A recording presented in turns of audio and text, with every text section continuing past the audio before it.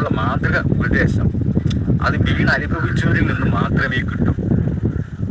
വീണ് കഴിഞ്ഞാൽ പിന്നെ അവരുടെ അവയവങ്ങൾ പലതും ഛേദിച്ച്, ഇല്ലെങ്കിൽ മനസ്സുകൾ പലതും ഛേദിച്ച് പലതും നഷ്ടപ്പെട്ടെന്നിരിക്കാം. അങ്ങനെ നഷ്ടപ്പെട്ട് അവശതയായതിനു ശേഷം പിന്നെ എന്നെ പോലെ വലുതായിട്ടൊന്നും പറഞ്ഞിട്ട് വലിയ കാര്യമൊന്നുമില്ല. നമ്മൾ ചെയ്യേണ്ടത്, നമുക്ക് ഒരുപാട് അനുഭവങ്ങളില്ലേ, അതില്ലേ വലിയ പാഠക പുസ്തകം.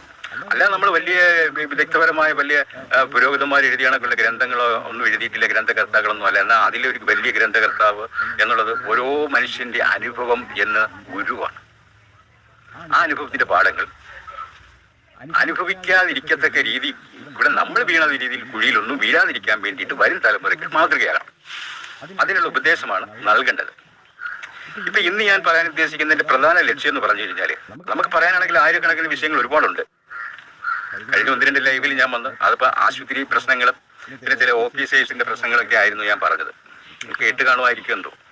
പക്ഷെ ഇന്ന് ഞാൻ പറയാൻ പോകുന്നത്, നമ്മൾ പത്രത്തിലും മാധ്യമങ്ങളിലൊക്കെ കേൾക്കലില്ലേ ഈ വധുവരന്മാരുടെ അപകടങ്ങൾ, സ്കൂട്ടറിൽ നിന്ന് തെറിച്ചു വീണ് മരിക്കുന്നു, ഗ്യാസ് പൊട്ടി തെറിച്ച് മരിക്കുന്നു, കിണറ്റിൽ കാലുവഴുതി വീഴുന്നു, അങ്ങനെയൊക്കെ അനാവശ്യമായിട്ടുള്ള ഒരുപാട് തൂങ്ങി മരണം, ഇങ്ങനെയൊക്കെയുള്ള ഒരുപാട് മരണങ്ങളിലൊക്കെയല്ലേ നമ്മൾ കേൾക്കുന്നത്. അതിലധികവും സംഭവിക്കുന്നത് പാവം പെൺകുട്ടികളല്ലേ.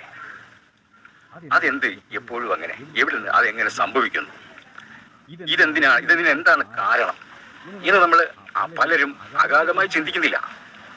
കാരണം ഇതിന്റെ ഒരു പഴയ തലമുറയുടെ രീതിയിലല്ല ഇന്നത്തെ പ്രേമവും ലവും വിവാഹവും ഒക്കെ.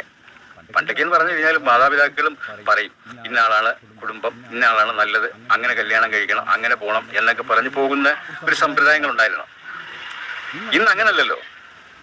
ഇന്ന് മക്കൾ പറയും, നിങ്ങൾ മാതാപിതാക്കളോട് നിങ്ങൾ അവിടെ ഇരിക്കുക, ഞാൻ ഇങ്ങനെ ചെയ്യും, ഇതാണ് എൻ്റെ ഇഷ്ടം.